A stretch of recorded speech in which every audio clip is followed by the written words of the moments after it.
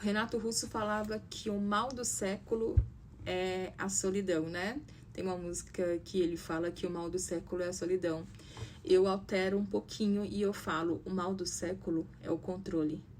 Vocês não têm ideia do que o controle faz na sua vida e eu quero compartilhar um pouco aqui com vocês. É uma coisa que eu pego todos os dias em atendimento, mas é todos os dias em atendimento.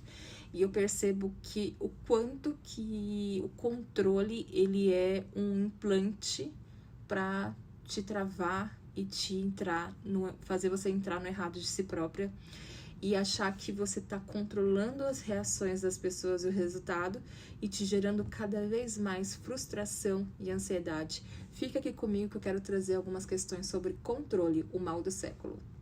Todos os dias eu atendo diversas pessoas, tanto homens como mulheres, e o que eu percebo algo em comum com todas essas pessoas que chegam para mim às vezes num estado muito avançado de ansiedade ou de depressão, ou pessoas que estão assim realmente totalmente desacreditadas da vida.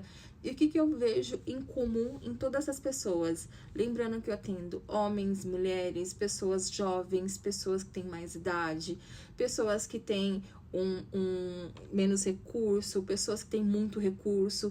Hoje o meu atendimento ele é muito variado. Eu me conecto com vários tipos de pessoas, várias etnias, tanto homem como mulher, e várias situações econômicas também. E o que eu percebo muito comum em todas elas é o controle. O controle. E o padrão que eu vejo em todas as pessoas em relação ao controle são situações de extrema vulnerabilidade na infância. Tem pessoas que tiveram que ser adultos muito rápido, né? Tiveram que amadurecer muito rápido, seja trabalhando, seja com várias questões, ou o pai saiu de casa, teve que ser um arrimo da família ali junto com a mãe, ou pessoas que tiveram que trazer estabilidade emocional para os pais, para um dos pais, né? Uma pessoa que foi responsável para neutralizar e trazer a estabilidade emocional desses adultos. Tem pessoas também que tiveram situações de total abandono, que aí concluíram que se elas não controlassem, não tivessem esse padrão, elas poderiam passar por alguma dificuldade ou poderiam estar muito expostas. Então, todo esse controle foi lá atrás que vocês criaram isso. Eu também atendo pessoas que geraram controle através de cenários de... Através desse cenário, geraram um comportamento extremamente controlador. Então, tudo que aconteceu na sua infância, que você presumiu que você não teria como confiar e como se acolher naqueles adultos que estavam ali à frente, ou quando você não tinha ninguém para se apoiar, você entra nesse estado de querer controlar as coisas. E o controle é muito perigoso. Por quê? Porque você entende que você tem que fazer tudo daquele jeito, e você espera que as coisas aconteçam daquele jeito.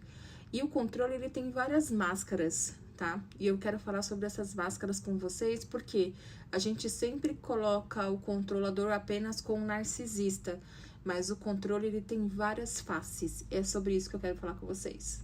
A primeira face do controlador é o manipulador. É aquele que manipula tudo para que tudo saia do seu controle, para que nada saia fora do que ele espera que aconteça. Existe esse controlador manipulador, que é muito comum e muito fácil de você identificar. Existe o controlador narcisista, tá? Que também é muito comum você identificar. É muito fácil você localizar esse controlador. Existe o controlador vítima, onde ele se vitimiza a todo momento para gerar controle sobre as pessoas. Então, esse vítima é um que ele se esconde muito. E talvez até mesmo a pessoa, ela não entenda que ela tem um padrão de controle. Talvez ela se ofenda de eu falar que a pessoa que tem o padrão de vitimista é controladora, porque nem ela talvez reconheça ou queira aceitar isso, mas é um dos mais comuns. Tem o controlador salvador, que também é aquela pessoa que vende muito, que ela faz muito por todo mundo, e ela realmente faz, mas ela faz com consciência anexada. ela faz tudo para todo mundo para que ela controle as pessoas. E às vezes quando as pessoas elas não aceitam esse controle ou não fazem o que essa pessoa quer, essa pessoa ela entra em surto. Então, o controlador salvador também é muito, muito, muito comum, mais do que você imagina. Depois nós temos também o controlador fofoqueiro, que é uma pessoa que cria as fofocas para que ela controle as situações, que é uma espécie também de manipulação, mas é um controlador fofoqueiro, que ele é divertido, ele é engraçado, você não percebe que ele é um controlador, mas ele está gerando a todo momento fofocas para ter controle sobre a situação.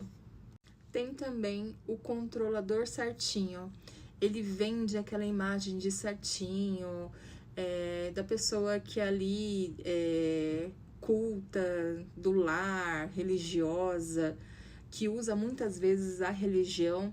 Esse controlador certinho também tem que tomar muito cuidado, porque ele é muito escondido, ele não é tão aparente, aonde ele vende um padrão ali religioso, costumes religiosos, para tentar controlar as pessoas. Ele vende uma imagem de segurança e estabilidade, mas no fundo ele quer controlar as pessoas através dessa postura de certinho e de religioso também. Esse daí também é muito mascarado e ele se ofende só de ouvir falar sobre isso, mas é extremamente controlador.